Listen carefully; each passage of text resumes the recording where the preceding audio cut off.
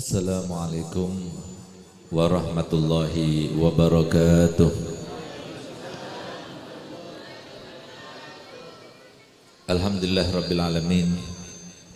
Wassalatu wassalamu ala ashrafil anbiya'i wal mursalin Sayyidina wa habibina wa syafi'ina wa nuri qulubina Muhammad Habibi rabbil alamin wa imamil ghurril muhajjalin wa ala alihi wa sahbihi ajma'in.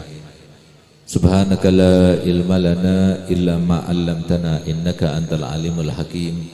Rabbi shrah li sadri wa yassir li amri wahlul 'uqdatam min lisani yafqahu qawli, amma ba'du.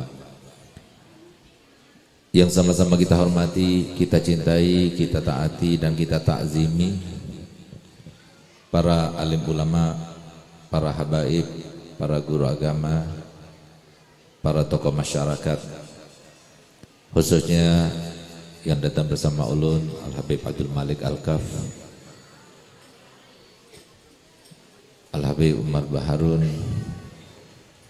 yang saya hormati para guru yang mohon maaf saya tidak sebutkan satu persatu karena belum tahu dengan ngarannya Sin-Sidin, takut salah dalam penyebutannya, tanpa mengurangi rasa hormat kami kepada Sin-Sidin seberataan. Kita doakan semoga ulama kita, guru-guru kita dipanjangkan umurnya, disehatkan badannya, dimudahkan segala urusannya, dan kita seberataan mendoakan barokah daripada mereka semuanya insyaallah. Amin ya rabbal alamin. Yang saya hormati, saya muliakan para pejabat, Bapak Kepala Desa Bunati dan yang mewakilinya serta seluruh tokoh masyarakat. Yang saya hormati, saya muliakan Ketua Takmir Masjid dan semua jajarannya, dan yang saya cintai, saya banggakan para panitia yang insyaallah kami meyakini yang paling besar mendapatkan pahala adalah mereka. Dari mulai yang masak-masak, yang membungkus, dari mulai yang merapikan acara semuanya, bahkan yang parkir semuanya, itu adalah yang paling banyak mendapatkan pahala daripada Allah Ta'ala. Dan semoga kita semuanya juga kecipratan pahala daripada mereka, para panitia yang sudah capek-capek mereka itu mengurus acara ini, dan semoga kita semuanya dapat barokah daripada dua acara kita yang mulia ini. Amin ya rabbal alamin. Saudara-saudara kami kaum muslimin, kaum muslimat rahimakumullah. Alhamdulillah, patut kiranya untuk kita panjatkan selalu puja dan puji syukur kita kehadirat Allah SWT, terutamanya pada pagi hari ini, kan alhamdulillah berkat taufik dan hidayahnya, riayah serta inayahnya, kita semuanya dapat meringankan langkah kita menuju masjid mulia ini. Insyaallah dua acara yang kita laksanakan pada pagi hari ini adalah dua acara yang menjadi penghubung antara kita dengan Nabi Muhammad, penghubung antara kita dengan Aba Guru Zaini. Dua acara yang insyaallah kita banggakan kelak nanti di padang mahsyar, di saat pada saat itu kita tidak bisa mengandalkan amal kebaikan kita, apalagi amal keburukan kita yang sangat banyak ini. Maka yang kita banggakan, kita andalkan, dan kita jadikan sebagai tameng untuk kita adalah apa yang telah kita laksanakan pada pagi hari ini. Semoga kelak nanti Aba Guru sekumpul, bahkan Nabi kita Muhammad SAW menoleh kepada kita, memperhatikan kita, memberikan syafaat dan pertolongan untuk kita, sehingga kita semuanya insyaallah termasuk yang selamat di dunia, di alam barzah sampai di akhirat nanti. Amin ya rabbal alamin. Salawat serta salam tidak lupa selalu kita haturkan, kita persembahkan keharibaan Nabi kita Muhammad sallallahu alaihi wasallam, seorang nabi yang paling mencintai kita seberataan. Tidak ada seorang pun di antara kita yang mendapatkan kasih sayang dan cinta dari orang lain melebihi daripada cinta dan kasihnya. Seorang nabi yang telah mengutamakan umatnya bahkan melebihi daripada dirinya. Seorang nabi dan rasul yang paling besar mendapatkan mandat daripada Allah Ta'ala. Tidak ada duanya, baik dari nabi dan rasul yang paling dekat sekalipun, kecuali Nabi kita Muhammad SAW. Semoga selawat selalu tercurahkan kepadanya dan kepada seluruh kerabatnya, kepada seluruh sahabatnya, dan kepada seluruh pengikutnya sampai hari kiamat. Alhamdulillah, pagi hari ini kita dalam keadaan sehat walafiat, dan semoga terus begitu sampai kita memisahkan diri daripada dunia yang fana ini, penuh dengan amal kebaikan, penuh dengan ibadah, dan penuh dengan ketaatan. Ketahuilah saudara kami kaum muslimin, kaum muslimat rahimakumullah, bahwasanya seperti hari ini, tepatnya 1500 tahun yang lalu, terjadi kehebohan yang sangat luar biasa. Nabi kita Muhammad yang sudah dimusuhi, yang sudah diganggu, yang sudah dihadang, padahal mereka sangat tahu bagaimana sifat daripada Nabi kita Muhammad SAW, sehingga mereka walaupun demikian memusuhinya tapi tetap menjulukinya sebagai Al-Amin, seorang yang paling jujur, seorang yang paling bisa dipercaya. Walaupun beliau dimusuhi, walaupun beliau difitnah macam-macam, tapi tetap mereka itu kalau mau meletakkan barang-barang, begitu pula pusaka-pusaka harta yang sangat tak ternilaikan, itu dititipkan kepada Nabi kita Muhammad SAW. Pada hari ini mereka sangat gembira, musuh-musuhnya Nabi, karena Nabi kita Muhammad SAW seorang Nabi yang tidak pernah takut kepada siapapun juga. Tambah iman seseorang, maka tambah hilang rasa ketakutan itu. Sehingga di pagi hari ini, setelah menjalani perjalanan yang sangat fenomenal, tidak pernah terjadi kepada siapapun juga kecuali kepada Nabi kita Muhammad SAW. Beliau pada malam tadi itu beliau diberangkatkan dari Masjidil Haram ke Masjidil Aqsa. Perjalanan sekitar 21 hari, pulang pergi berarti 1,5 bulan. Tapi beliau menjalaninya hanya dalam 1 malam. Kemudian beliau diangkat setelah melaksanakan sholat dengan seluruh nabi yang berjumlah 124.000 nabi, yang pada saat itu mereka bingung siapa yang akan menjadikan imam. Apakah Nabi Allah Ibrahim, apakah Nabi Allah Nuh, apakah Abul Bashar Nabi Adam alaihissalam. Tapi ternyata oleh malaikat Jibril yang diangkat untuk menjadi imam adalah Nabi kita Muhammad.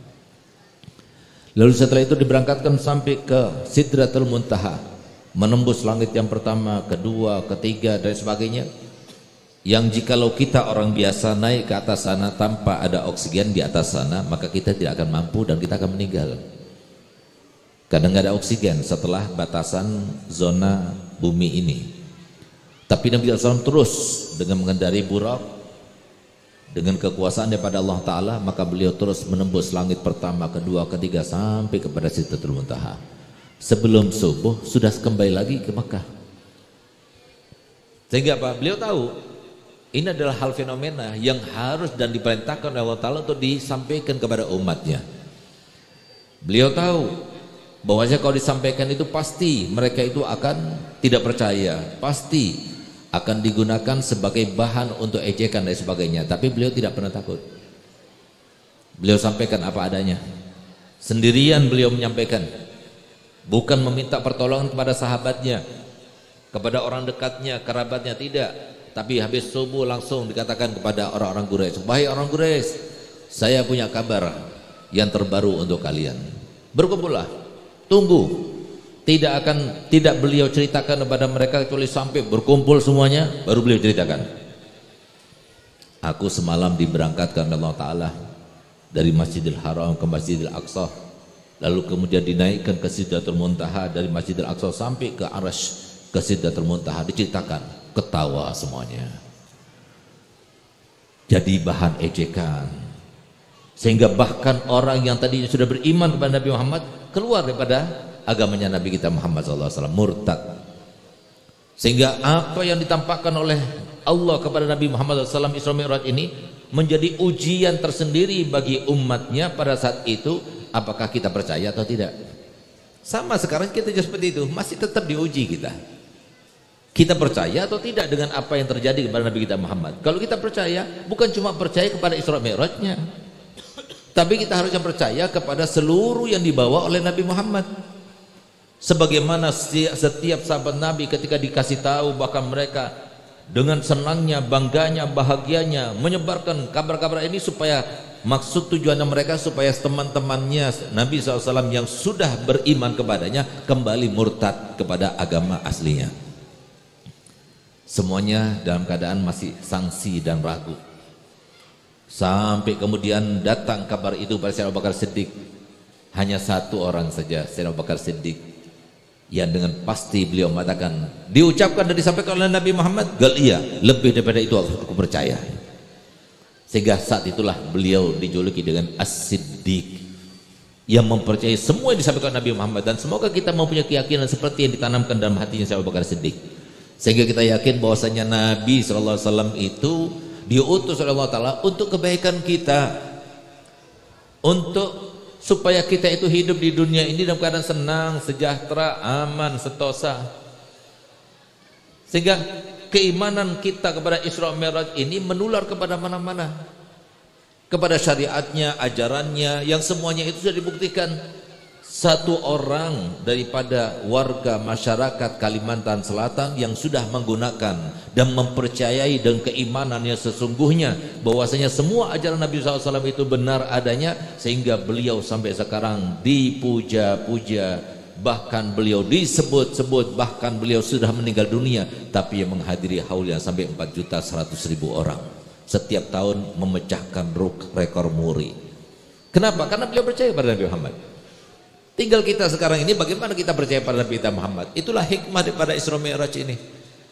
Jadi bukan cuma apa yang dipertontonkan oleh Allah terkait dengan Nabi Muhammad itu benar adanya dan wajib kita imani serta kita yakini, tapi semua yang disampaikan Nabi Muhammad itu kita wajib yakini bahwasanya ajaran Nabi Muhammad berupa sholat 5 waktu itu, kalau kita yakini, kita imani, kita laksanakan, kita terapkan, hidup kita itu tenang. Kalau kita tidak menzalimi orang, bahkan selalu kita menyantuni orang-orang yang memerlukan kepada santunan kita, maka kita akan menjadi sebab kita akan bahagia dunianya, dimuliakan, dihormati oleh semua orang. Itu yang diterapkan oleh Abah Guru. Makanya sekarang kita lihat di mana-mana, alhamdulillah, saya dari mulai hari Kamis di Kalsel, acara dari mulai di Kota Baru sampai detik ini setiap acara pasti haul Abah Guru. Padahal ada di antara pian seberatan yang tidak pernah berjumpa dengan Abah Guru. Tapi kenapa begitu mulianya? Karena beliau itu mengimani apa disampaikan oleh Nabi Muhammad SAW. Oleh karena itu ayo sama-sama kita putar lagi otak kita. Kita cuci bahkan otak kita. Jangan sampai kita itu begitu yakin dan percaya kepada musuhnya Nabi Muhammad. Siapa lagi musuhnya Nabi Muhammad kalau bukan setan itu, yang sudah berjanji kepada Allah ketika diturunkan dari surganya, wa izzatika la awwiyannahum ajmain, demi kemuliaanmu ya Allah, masih tetap dia itu merasa bahwasanya Allah Ta'ala mulia, tapi dan dia bersumpah dengan kemuliaan Allah Ta'ala, tapi sumpahnya sangat bertentangan dengan kehendaknya Allah Ta'ala. Apa itu? La awwiyannahum ajmain, aku akan jerumuskan mereka semuanya, tidak akan aku biarkan satu pun daripada manusia untuk berbuat kebaikan. Tapi Nabi Muhammad dengan kroni-kroninya, Nabi Muhammad dengan penerus dakwahnya, para ulama terus berjuang mengingatkan pian-pian seberatan untuk supaya ikuti ajaran Nabi Muhammad. Dengan begitu pasti antum semuanya akan senang bahagia. Sebagaimana bahagianya Haji Abdul Ghani, ayah daripada Abah Guru Zaini. Sekarang Masya Allah setiap apapun yang dikirim kepada Abah Zaini itu sampai juga kepada abahnya Abah Guru Zaini. Bahagia, sentosa, setelah meninggalnya pun masih tetap dapat curahan rahmat. Kenapa? Karena betul-betul meneruskan, mengamalkan ajaran Nabi kita Muhammad SAW. Oleh karena itu beruntunglah kita sebagai umatnya Nabi Muhammad yang diberikan ajaran oleh Allah Ta'ala melalui lisan mulia Nabi Muhammad yang paling ringan, yang paling mudah, tapi yang paling menguntungkan untuk umatnya adalah umat Nabi kita Muhammad SAW. Dulu sholat itu berat, bukan cuma 5 waktu, lebih dari 5 waktu. Kita cuma 5 waktu. Dulu kalau orang itu mau hilangkan najis, bajunya kena najis, maka baju itu harus digunting, nggak boleh dicuci. Tapi kita alhamdulillah cuci pakai lagi bisa. Dulu kalau bukan di masjid, bukan di tempat-tempat yang disediakan untuk ibadah, nggak boleh kita beribadah.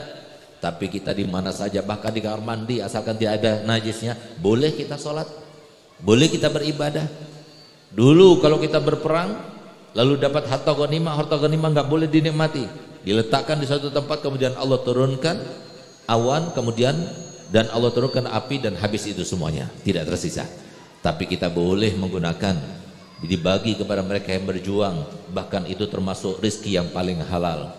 Dulu kalau orang bertobat daripada dosanya, nggak cukup dengan kita bertobat saja, tapi harus dia itu membunuh dirinya, dengan cara orang-orang yang bertobat itu berkumpul di satu tempat, Allah turunkan awan, lalu kemudian satu dan yang lainnya saling menusuk sehingga mereka meninggal dunia, baru diterima taubatnya. Alhamdulillah, kita tidak seperti mereka. Setiap kali mereka berbuat dosa pada malam hari, pagi harinya sudah terpampang di pintu rumahnya. Semalam dia begini-begini, sanksinya begini-begini, sudah terpampang. Tapi umatnya Nabi Muhammad tidak.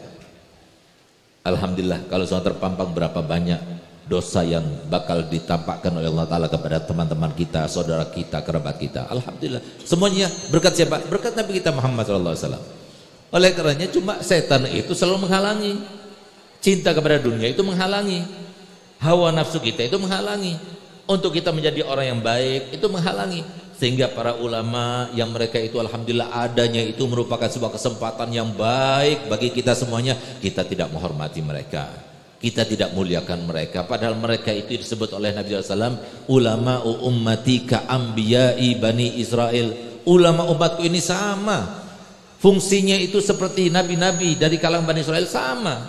Fungsinya ulama itu apa? Fungsinya ulama itu contoh, sebagaimana fungsinya para nabi yang berjumlah 124.000 nabi.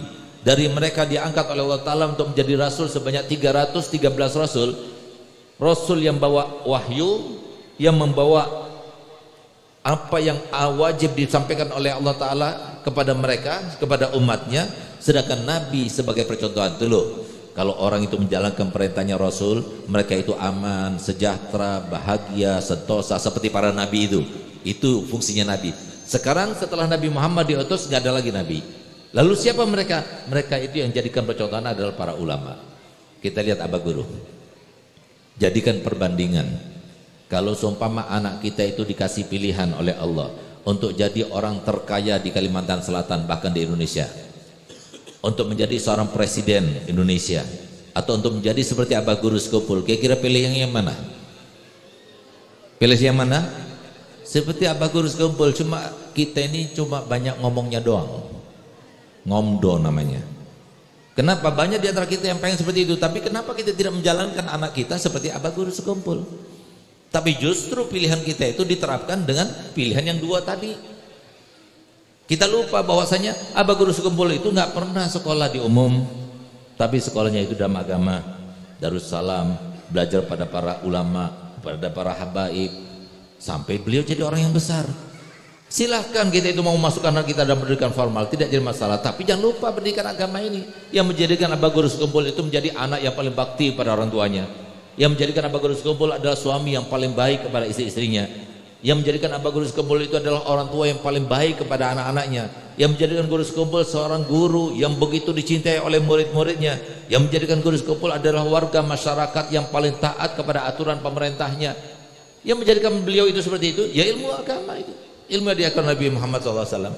Oleh karena itu para hadirin hadirat yang dimuliakan Allah Ta'ala, di dalam Al-Quran itu ada sebuah ayat yang jikalau kita itu melihat sekilas, kita akan katakan nggak pantas ada di dalam Al-Quran.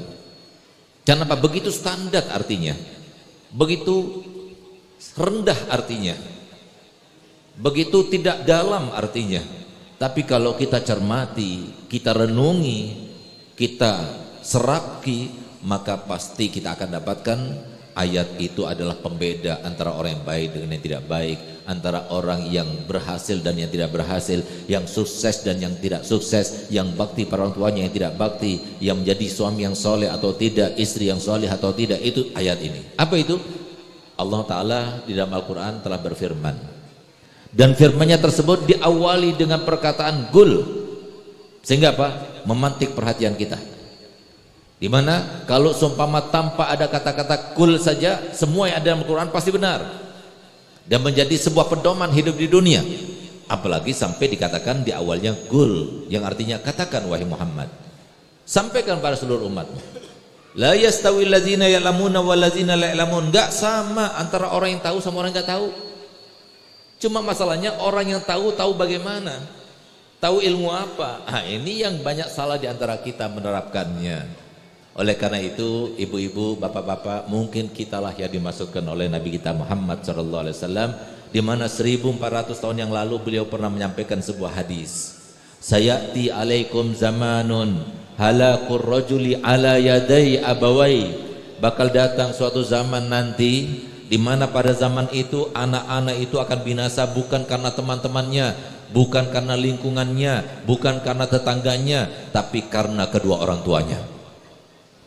Bayangkan, ada orang tua yang berharap anaknya binasa? Enggak ada. Cuma mereka tanpa sadar, tanpa sengaja telah salah di dalam memberikan pendidikan yang tepat untuk anaknya, sehingga kemudian anaknya menjadi binasa. Itu maksudnya. Bagaimana mereka itu tahu berbakti pada orang tua itu hukumnya menjadi syarat utama untuk kesuksesan hidup di dunia dan di akhirat. Ada satu orang yang kalau disebut pasti semuanya tahu. Kalau disebut juga tahu siapa dia. Dia orang terkaya di Kalsel. Dia bahkan termasuk orang terkaya di Indonesia. Alhamdulillah beliau termasuk orang Indonesia asli, bahkan asli Kalsel. Beliau itu mendapatkan kemuliaan yang begitu pula, kekayaan yang luar biasa melimpah. Rumahnya seperti pulau, bahkan tidak jauh dari tempat ini rumahnya. Itu beliau itu menjadi orang kaya begitu. Kenapa? Karena beliau itu bakti sama ibunya. Sekarang bagaimana mungkin kalau kita itu tidak tanamkan kepada anak kita bagaimana cara memperlakukan seorang ibu, bagaimana cara memperlakukan seorang ayah, bagaimana mungkin mereka tahu? Bagaimana mungkin mereka itu melaksanakannya? Oleh karena ambil satu contoh begini saja supaya kita paham bahwasanya pentingnya kita itu punya ilmu. Baik kita yang sudah tua, apalagi anak-anak kita sebagai orang tua pasti iba kepada anaknya dan berharap anaknya supaya berhasil. Adalah kalau seumpama sekarang ini saya umumkan bahwasanya sekitar masjid ini penuh dengan jebakan. Jebakan yang sudah dibuat oleh panitia itu 360 jebakan. Setiap jebakan, tahu jebakan? Bahasa Banjarnya apa jebakan itu? Jadi bikin lubang dalam, udah itu tutup, seakan-akan tidak ada apa-apanya. Itu jebakan namanya. Sama juga lah. Mengerti pian? Nah, jadi jebakan 360 sekitar ini. Dari mulai kanan sampai kiri semuanya rata. Tutup sama tanah persis, gak ada bedanya sama tanah yang lainnya. Sehingga karena ada 360 sekitar masjid ini, maka pertanyaannya kalau kita keluar nanti tanpa kita mengetahui mana tempat-tempat jebakan itu, lebih banyak selamatnya apa lebih banyak binasanya? Masalahnya dalamnya jebakan itu 2 meter dan di ujung 2 meter itu ada paku-paku panjangnya 30 cm. Pokoknya dipastikan kalau orang masuk dalam sana mati. Lebih banyak yang selamat apa lebih banyak yang hidup? Kira-kira kalau nggak ada yang tahu tempatnya di mana saja, lebih banyak yang selamat apa lebih banyak yang hidup? Nah, apa dicoba dulu? Lebih banyak yang mati. Nggak bakal banyak yang selamat. Kenapa? Karena itu sangat dalam dan di bawahnya ada paku-paku. Ini lebih daripada itu kehidupan ini. Sehingga satu-satunya solusi supaya kita selamat nanti keluar dari tempat ini, nggak masuk ke dalam jebakan itu apa? Kita tanya. Kita tunggu pemberitahuan daripada kaum masjid di mana saja letaknya itu supaya kita selamat, jangan sampai kita menginjak akhirnya kita sengsara. Itu yang harus kita lakukan. Jebakan di dunia itu lebih banyak, Bu. Kenapa kita itu selalu saja dirundung dengan masalah demi masalah demi masalah dan sebagainya? Itu semuanya itu adalah surat cintanya Allah untuk kita supaya kita kembali kepadanya. Sehingga Allah Ta'ala menegur kita semuanya di dalam Al-Quran dengan teguran yang sangat lembut, yang sangat halus. Fama asbarakum alan nar, alangkah sabarnya kalian kepada neraka. Alangkah sabarnya kalian itu menjalani kehidupan yang semacam ini, terus mau dirundung masalah, terus mau rugi terus. Padahal itu adalah sebuah teguran daripada Allah Ta'ala supaya kita kembali sesuai dengan firman-Nya dalam Al-Quran. Dhaharal fasadu fil bahri wal barri bima kasabat aydin nas. Untuk apa itu semuanya? Linudziqahum ba'dalladzi amilu la'allahum yarji'un.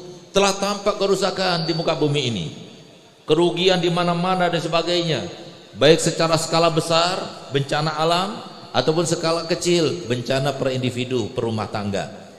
Ada yang berselingkuh, ada yang na'udzubillah anaknya kemudian melakukan hubungan di luar nikah dan sebagainya. Itu adalah sebuah cobaan luar biasa kepada orang tua. Semuanya itu tampak bukan apa-apa, sebab ulah kalian sendiri.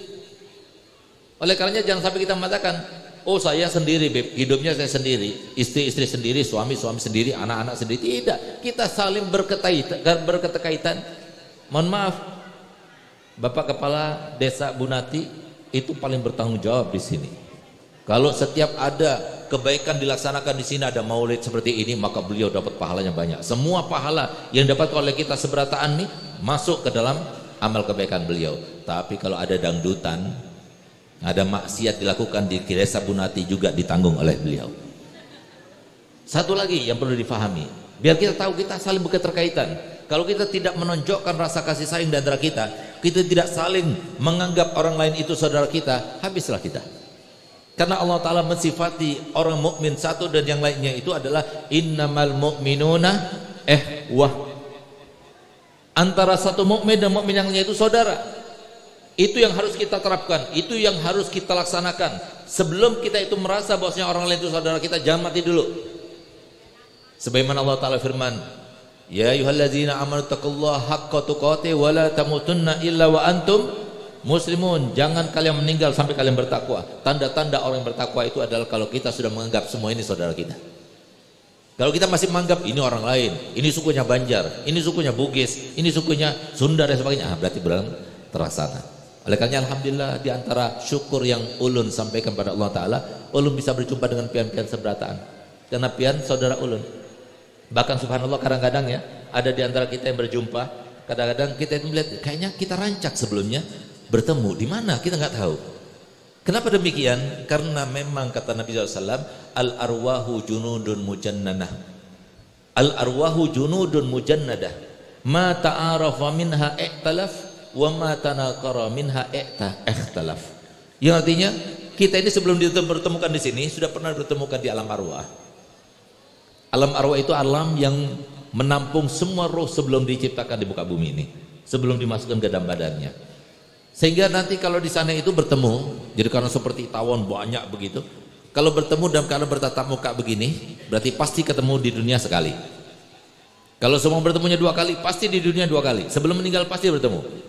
3 kali, 3 kali, 4 kali, 4 kali. Semoga kita rancang insyaallah dipertemukan Allah Ta'ala, tapi dalam keadaan cocok seperti ini, saling menganggap saudara antara satu dan yang lainnya, dan memberikan manfaatan satu dan yang lainnya. Amin ya rabbal alamin. Tapi kalau bertemunya dengan berbalik badan, maka bertemunya di dunia dalam keadaan bermusuhan, nggak saling cocok.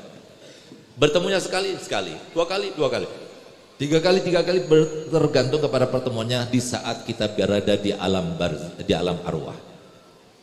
Sehingga kadang-kadang kalau kita itu merasa kayaknya saya pernah ketemu sama kamu, di mana ya? Nah, itu di alam arwah dulu. Oleh karena ayo, saya berkata begini bukan untuk siapa-siapa, pian ulun, saudara ulun. Satu hal yang perlu dicermati oleh Bapak Kepala Desa dan semua perangkatnya, oleh orang tua dan semua tokoh masyarakatnya, bahwasanya seluruh masyarakat Desa Bunati tidak akan dimasukkan surga kecuali bersama-sama.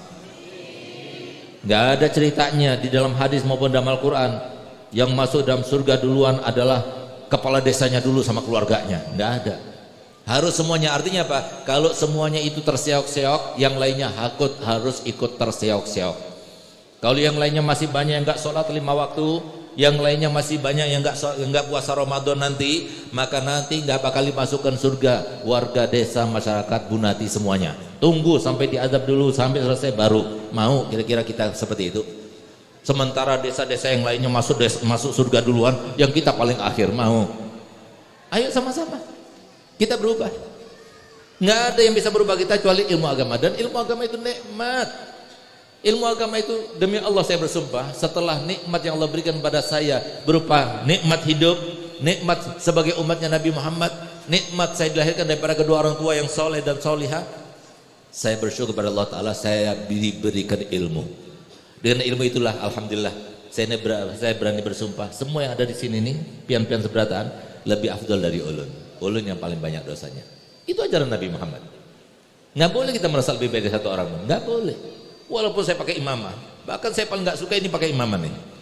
Kenapa? Karena dengan pakai begini dihormati, dimuliakan, dicium tangannya, disangkanya kalau orang itu dicium berarti dia lebih baik. Enggak. Kita ketika dicium tangannya oleh orang lain, kita harus berjahadah di sini, harus melawan nafsu kita dan memastikan pada diri kita bahwasanya dia itu mencium tangan kita karena husnudzon, karena prasangka yang baik, disangkanya ulun orang baik, makanya dicium. Allah Ta'ala sesuai dengan prasangkanya yang baik diberikan keberkahan. Tapi ulun enggak seperti itu, enggak seperti yang diduga. Harus ulun merasa seperti itu. Makanya ulun kadang-kadang kalau dari satu sisi Dakwah itu senang apa tidak? Demi Allah saya nggak senang dakwah. Capek. Bukan capeknya itu perjalanan saja, tidak, tapi menjalani kehidupan semacam ini. Pian nyangkanya ulun orang baik, padahal kita harus merasa bahwa kita tidak lebih baik dari satu orang pun.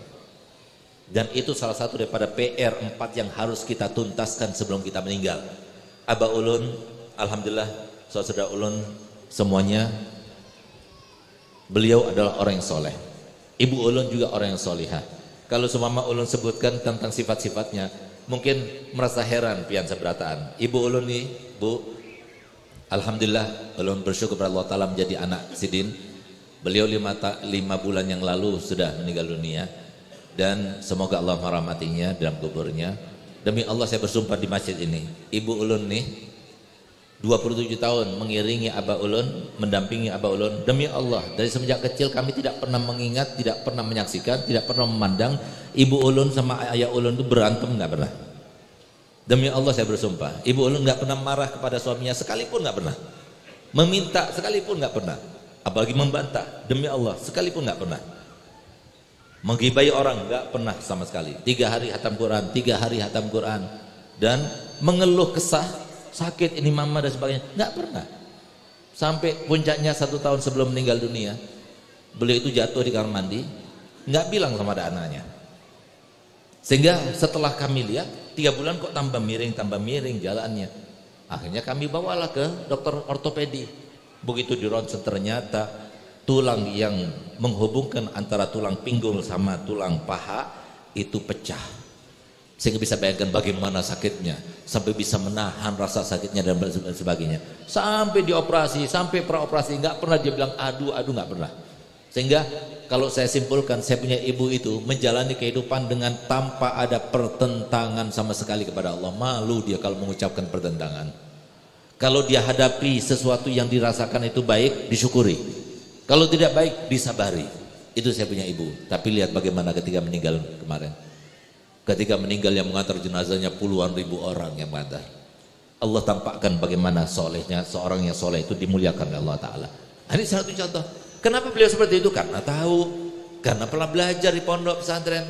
Bahkan alhamdulillah di Bunati banyak wali santri dari pondok Dalwa. Walaupun mohon maaf, sekarang pondok Dalwa itu sudah penuh, sehingga terbatas sekali untuk penerimaannya. Karena di pondok kami sudah ada murid sekitar 19.000. Dari mulai MI sampai pasca sarjana, termasuk diantaranya dari Bunati. Tanya kepada mereka, setelah anaknya itu masuk pondok 3 bulan saja balik, beda apa tidak? Beda apa tidak? Wali murid yang ada di sini, setelah anaknya masuk pondok 3 bulan, kira-kira beda atau tidak? Beda. Yang tadinya berani orang tuanya nggak berani, yang tadinya nggak rajin sholat jadi rajin sholat, yang tadinya wajahnya bedeng kata orang Madura jadi agak putihan dan sebagainya. Kenapa? Karena rahasia ilmunya Nabi Muhammad SAW. Oleh karena itu PR kita yang harus kita tuntaskan sebelum kita meninggal, yang pertama, jangan pernah kita merasa lebih baik dari satu orang. Saya ini lebih kaya baik, walaupun saya ini lebih alim, walaupun semuanya itu datang daripada Allah. Ingat bagaimana Raja Alexander, atau dalam Islamnya itu namanya Al-Iskandarani, Dzulkarnain Al-Iskandarani. Dzulkarnain itu adalah di antara 4 raja yang pernah menguasai dunia semuanya, bumi semuanya, dari ufuk timur sampai ufuk barat. Yang pertama yang 2 Islam, 2 kafir. Yang pertama adalah yang Muslim, Nabi Sulaiman sama Dzulkarnain Al-Iskandarani.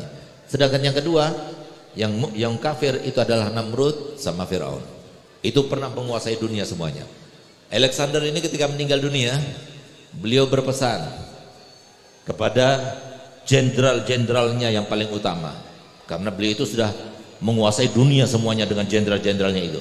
Ketika kamu meninggal dunia, dia kumpulkan jenderal-jenderalnya. Kalau saya meninggal dunia, saya berpesan dengan 3 hal. Yang pertama, biarkan tangan saya terjulurkan, tergantung. Yang kedua, semua harta yang saya bawa bagi-bagikan sepanjang jalan menuju ke makam saya. Yang ketiga, yang membawa peti kematian saya adalah tabib-tabib yang terpandai di dunia. Sehingga kemudian mereka heran, bertanya kepada Alexander, kenapa pian berwasiat semacam itu? Apa kata beliau? Supaya orang tahu. Kenapa tangan saya itu terjulurkan? Supaya mereka tahu saya dilahirkan ke bumi dalam keadaan tidak bawa apa-apa, dan sekarang saya akan kembali ke alam arwah dalam keadaan juga tidak bawa apa-apa. Harta benda saya kenapa? Disebarkan, ditebarkan, dibaik-baikan kepada mereka semuanya sampai ke tempat pemakaman saya, supaya mereka tahu bahwasanya dunia tidak akan dibawa mana-mana. Cukup sampai di sini saja. Dan yang ketiga, kenapa tabib-tabib itu yang terbaik yang membawa peti mati saya, supaya mereka tahu bahwasanya walaupun tabib yang terbaik, dokter yang terbaik, tapi mereka tidak bisa mengobati kematian. Itulah kita. Oleh karena ayo sebelum kita meninggal, tambah jauh sebelum kita meninggal, kita tuntaskan 4 PR kita, maka kita akan menjadi salah satu wali min auliyaillah. Jadi yang pertama, jangan pernah merasa lebih baik dari satu orang pun. Walaupun dari istri, walaupun dari anak, walaupun harus kita tidak merasa lebih baik dari satu orang pun, karena gak ada yang tahu kita ini baik atau tidak ditentukan bukan sekarang, tapi ditentukan nanti ketika meninggal dunia. Kata Nabi SAW, fa innal umura kullaha bi khawatimiha. Setiap orang tidak ditentukan sekarangnya, pertengahannya, tapi setiap orang itu ditentukan pada akhirnya nanti. Saya punya abah mengajarkan pada kami, supaya kamu cepat sampai ke batas itu, Abi ingin bertanya kepada kamu 2 hal. Sebagaimana Abah Ulun telah bertanya pada saya akan bertanya kepada pian seberatan. Yang pertama, Segaf, berani kau bersumpah? Ada satu saja kebaikan yang pernah kamu lakukan sekarang pasti Allah terima. Ayo coba, ada yang berani? Masyarakat Gunati, ada satu saja kebaikan, entah sholatnya, entah puasanya, entah sodakohnya, entah birrul walidainnya, yang pasti kita tahu Allah terima. Ada yang berani bersumpah? Ada yang tahu? Gak ada yang tahu. Gak ada yang tahu di antara kita. Itu pertanyaan pertama. Kedua, kau berani bersumpah? Ada satu saja dosa yang pernah kamu lakukan dulu, sekarang pasti Allah ampuni dosanya dan diterima taubatnya. Ada yang berani bersumpah? Gak ada yang berani bersumpah. Terus kalau kita tidak berani bersumpah dengan 2 hal itu, atas dasar apa ulun merasa lebih baik dari pian seberatan? Atas dasar apa? Gak ada yang tahu. Semuanya tergantung pada rahmatnya Allah SWT. Itu yang pertama. Yang kedua, jangan pernah benci kepada siapapun. Biasanya di desa, di keluarga pasti ada yang mengganggu kita, pasti ada yang membuat ulah dan sebagainya. Tapi jangan benci. Karena apa? Nggak ada sebab kebetulan. Semua sudah rencanakan. Bahkan ibu-ibu pahami benar-benar. Siapakah suami ibu? Suami ibu itu adalah laki-laki yang sudah diseleksi oleh Allah Ta'ala dari sekian miliar laki-laki di dunia. Yang paling bisa menguji ibu, siapa dia? Ya suami ibu itu. Sama. Kalau saya katakan kepada bapak-bapak, siapa istri bapak? Istri bapak itu adalah perempuan yang sudah diseleksi oleh Allah Ta'ala dari sekian miliar perempuan yang ada di dunia. Yang paling bisa mencoba bapak-bapak siapa? Ya istri ibu bapak itu. Yang sabar dikasih yang lelet, yang baik kasih yang pelit, yang pendiam dikasih yang apa namanya? Apa bahasa Banjarnya itu yang bawel itu apa? Cerewet, cerewet juga lah bahasa Banjarnya. Ah, yang cerewet. Yang kurus kasih yang gemuk, gemuk ya kasih yang kurus. Jadi sudah Allah Ta'ala zat yang profesional. Kalau semuanya nggak menguji, nggak bakal dijadikan satu oleh Allah Ta'ala. Sengaja. Makanya ingatkan kita dulu, kita bahari dulu waktu kita mau cari istri, kita cari yang begini sifatnya. Dapatnya yang kayak begitu. Nggak ada kebetulan, semua direncanakan. Artinya apa? Jangan kita benci kepada siapapun juga yang Allah ciptakan itu sebagai tidak kebetulan, tapi sengaja Allah rencanakan. Karena tujuannya apa? Kenapa kita punya istri demikian? Kenapa kita punya suami kayak ini? Kenapa kita punya orang tua kayak begini? Kenapa kita punya anak kayak begini? Kenapa kita punya saudara kayak begini? Kenapa kita punya tetangga kayak begini? Tujuannya itu sasarannya kita sendiri. Untuk apa Allah Ta'ala memberikan itu semuanya?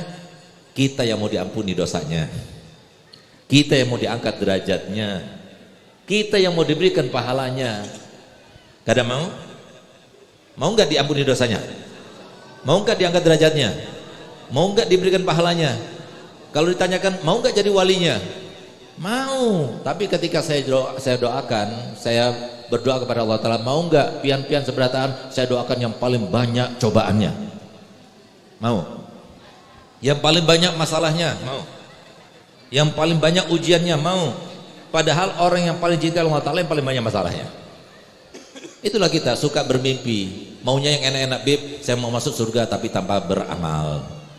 Beb, saya mau jadi solihah tapi yang enjoy aja seperti sekarang ini. Nggak ada seperti itu, semuanya harus berkorban, semuanya bekerja. Nggak kita capek, perempuan capek, orang tua capek, anak capek, semuanya capek. Karena semuanya harus menjalankan sesuai dengan ketentuan Allah Subhanahu Wa Taala. Nggak ada sebagai kebetulan. Kita punya anak ada kekurangannya, nggak ada kebetulan, itu ada kelebihannya.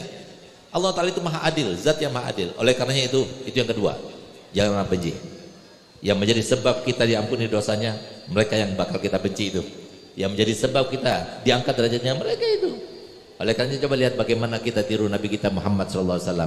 Nabi Muhammad punya tetangga, nggak ada tetangga kita seperti tetangganya Nabi Muhammad.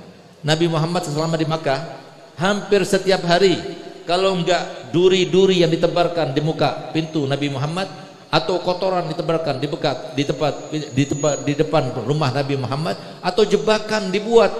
Sehingga Nabi SAW itu rancak bangun sebelum subuh, sudah bangun untuk meriksa apa yang disebar oleh mereka, supaya tidak kena orang lain, biarkan mereka itu selamat. Sampai segitunya. Sampai suatu waktu pernah pintu rumahnya Nabi itu dilumuri dengan kotorannya manusia. Paling baunya kotoran itu kotoran manusia, tapi justru dilumuri temboknya, dibuang kotoran manusia di situ. Apa dilakukan oleh Nabi Muhammad? Pagi-pagi diambilnya, dibersihkannya, lalu dibuang ke tempat sampah sambil beliau bergumam begini, sebaik-baik tetangga yang aku punya. Kenapa Nabi Muhammad mengatakan demikian? Apakah untuk menghibur dirinya? Tidak. Tapi Nabi Muhammad mengatakan, mengajar kepada kita sesuatu yang terjadi pada hakikatnya. Kenapa? Berkatnya Nabi Muhammad tidak membalas. Berkatnya Nabi Muhammad sabar. Apa yang didapatkan oleh Nabi Muhammad? Cintanya Allah bertambah, derajatnya tambah tinggi, pahalanya tambah banyak. Berkatnya siapa?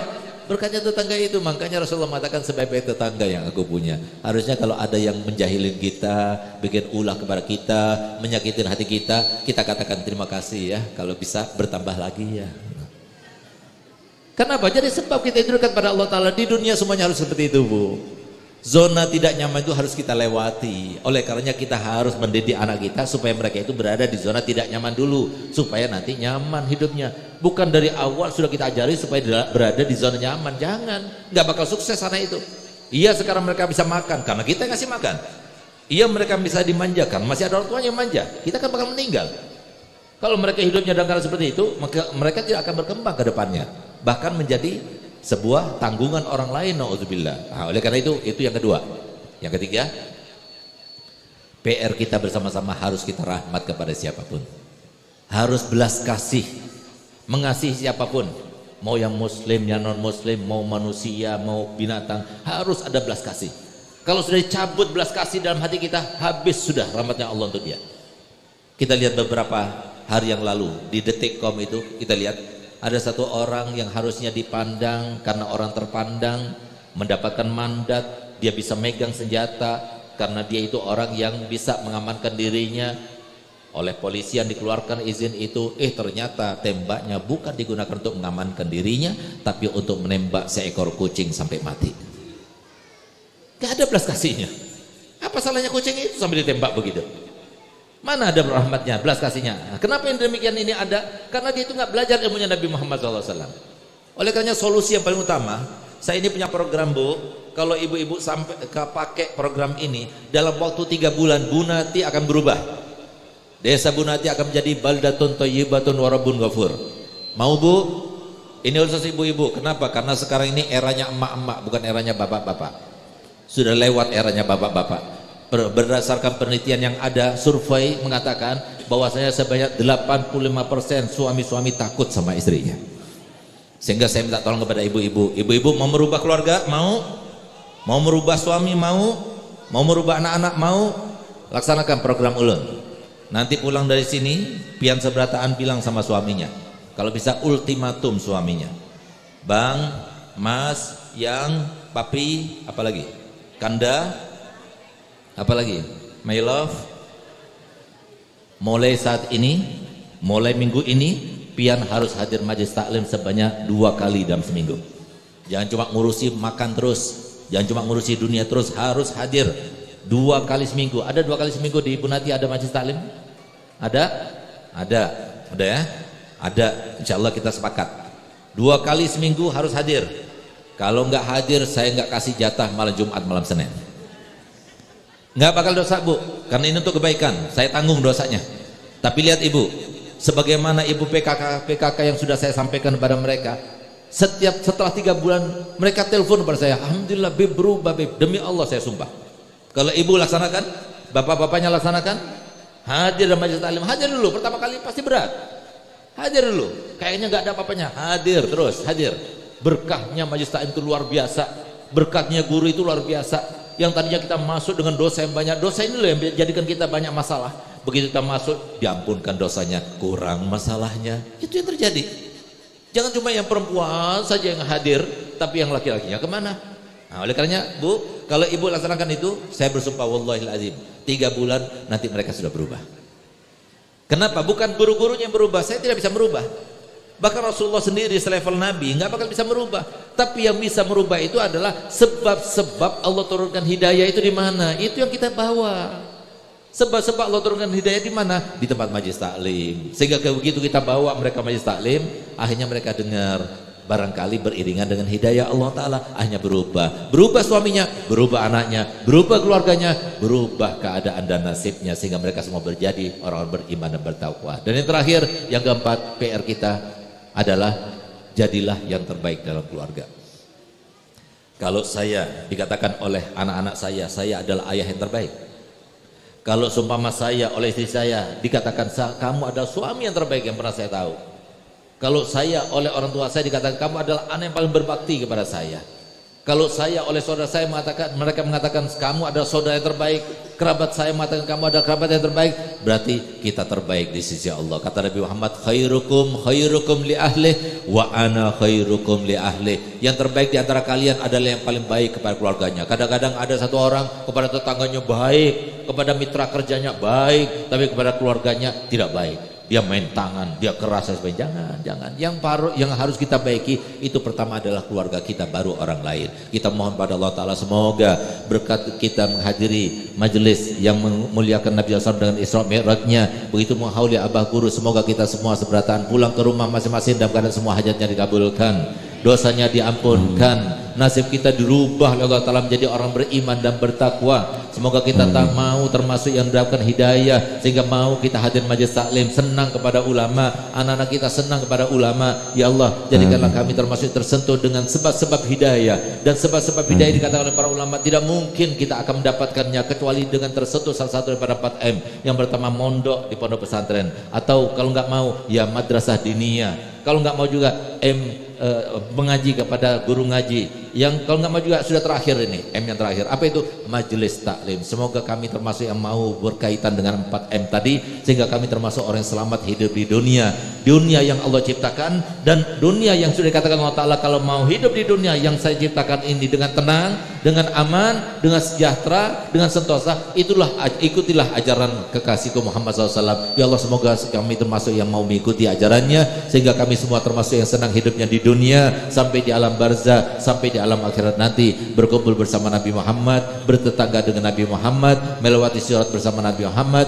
dan mendapatkan syafaat Nabi Muhammad, kami dan semua keluarga Nabi Muhammad serta umat Nabi Muhammad SAW. Rabbana atina fid dunya hasanah wa fil akhirati hasanah wa qina adzabannar. Wa sallallahu ala sayyidina Muhammadin wa ala alihi wasallam. Alhamdulillahirabbil alamin. Sebelum saya tutup, saya akan berikan kesempatan untuk mendapatkan ijazah daripada sholawat busyra. Sholawat busyra itu adalah sholawat Nabi yang diajarkan melalui mimpi. Jadi bukan sholawat seseorang, tapi sholawatnya Nabi yang diajarkan dalam mimpi. Seseorang daripada anak Abu Habib Hasan Baharun. Jadi ketika diajarkan dalam mimpi itu sekitar 9 tahun yang lalu, 2016, tepatnya pada malam Jumat, malam 10 Muharram. Ketika beliau itu bangun dari mimpinya itu, langsung yang namanya bau gahru itu merebak di kamarnya, tidak hilang sampai 3 hari 3 malam. Kata Nabi Muhammad setelah ditalkin, setelah diajarkan, diikuti oleh yang bermimpi, kata Nabi Muhammad, barang siapa yang baca sholat busyra ini sebanyak 41 kali habis sholat subuh, maka sama khasiatnya seperti orang yang baca Yasin sebanyak 41 kali dalam mengabulkan hajat, memudahkan urusan, melampaukan segala kesulitan, menggapai harapan, menghindarkan diri pada hal-hal yang menakutkan dan mengkhawatirkan. Jadi mujarab sekali. Ibu-ibu kalau praktekkan 3 bulan istiqomah habis sholat subuh, dari mulai rezekinya lancar, hutangnya terlunasi, romantisnya, harmonisnya rumah tangga itu akan terlaksana. Dan pokoknya namanya saja sholat duha, salawat kabar gembira, salawat kebahagiaan. Jadi ada saja kabar gembira dan kebahagiaan. Sebelum saya ijazahkan, ulun akan terjemahkan dulu supaya lebih mantap kita membacanya. Bismillahirrahmanirrahim. Allahumma sholli wa sallim, ya Allah haturkan salawat serta salam ala sayyidina Muhammadin, kepada junjungan kami, pemimpin kami Nabi Muhammad, sahibil busra, sumber dari segala macam kebahagiaan dan kabar gembira. Salatan, salawat yang saya baca ini ya Allah, aku berdoa dan memohon kepadamu, tubashiruna biha, bahagiakanlah kami, berilah kabar gembira kepada kami, wa ahlana, dan semua keluarga kami, wa uladana, dan semua anak keturunan kami, wa jami'a masyaihina wa ma'allimina, dan semua guru-guru kami, wa talabatana wa talibatina, dan semua siswa serta siswi kami, min yaumina hadza, dari hari ini engkau bahagiakan kami, ila yaumil akhirah, sampai hari akhirat nanti.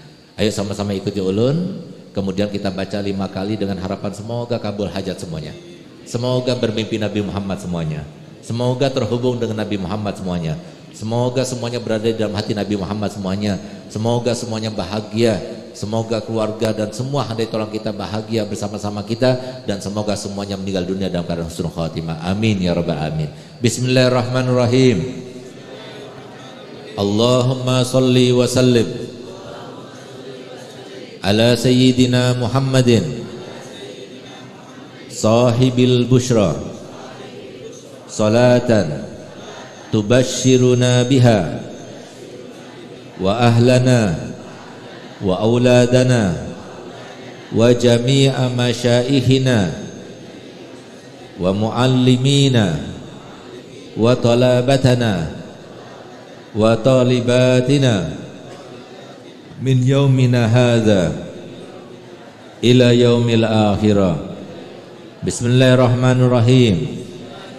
Allahumma salli wa sallim ala sayyidina Muhammadin sahibil busyara, salatan tubashiruna biha wa ahlana wa auladana wa jami'a masyaihina wa muallimina wa talabatana wa talibatina min yaumina hadza ila yaumil akhirah. Allah Allah. Allahumma salli wa sallim ala sayyidina Muhammadin sahibil busyara, salatan tubashiruna biha wa ahlana wa auladana wa jami'a masyayikhina wa muallimina wa talabatana wa talibatina min yaumina hadza ila yaumil akhirah.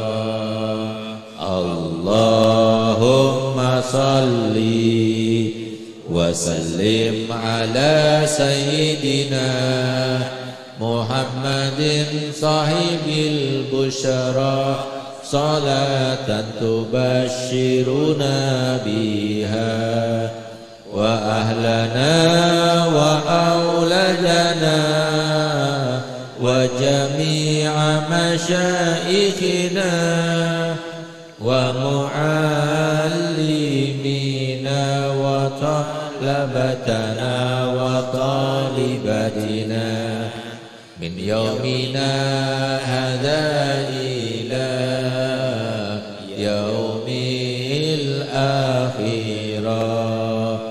Allahumma salli wa sallim ala sayyidina Muhammadin sahibil busyara, صلاة تبشرنا بها وأهلنا وأولادنا وجميع مشايخنا ومعلمينا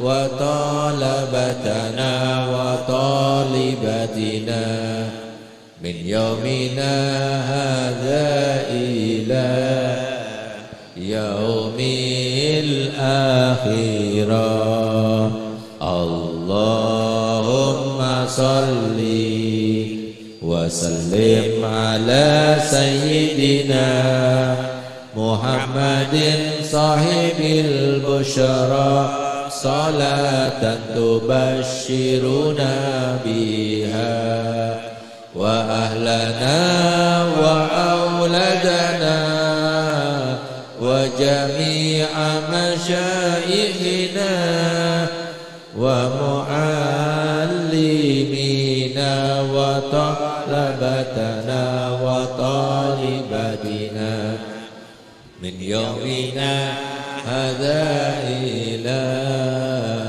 يوم الآخرة. Jadi kalau mau sholat bersyukur ini tinggal tulis di Google sholat bersyukur, nanti muncul naskahnya. Jadi cara bacanya, baca dari awal sampai 38 biasa saja bacanya tanpa ada nada. Nanti dari 39, 40, 41 pakai lagu, pakai nada tadi. Jadi supaya kita tahu sudah selesai. Insya Allah kalau kita sudah hafal, bacanya 10 menit selesai sudah. Tapi 10 menit insya Allah seharian sepanjang hari ada saja kabar gembira dan kemudahan dan juga kebahagiaan insya Allah. Jadi kalau bacanya seperti yang saya baca tadi, benar seperti yang saya baca tadi, maka pihak seberataan saya berikan ijazah untuk membacanya dan saya berikan ijazah untuk memberikan ijazah kepada lainnya dengan syarat jangan dijual belikan, takut ketulak salawatnya Nabi. Ayo sama-sama kita jawab, saya terima ijazahnya Habib. Saya terima ijazahnya. Kurang lebihnya saya mohon maaf. Dan terima kasih atas kesempatan diberikan. Wabillahi taufiq wal hidayah. Assalamualaikum warahmatullahi wabarakatuh. Waalaikumsalam warahmatullahi wabarakatuh.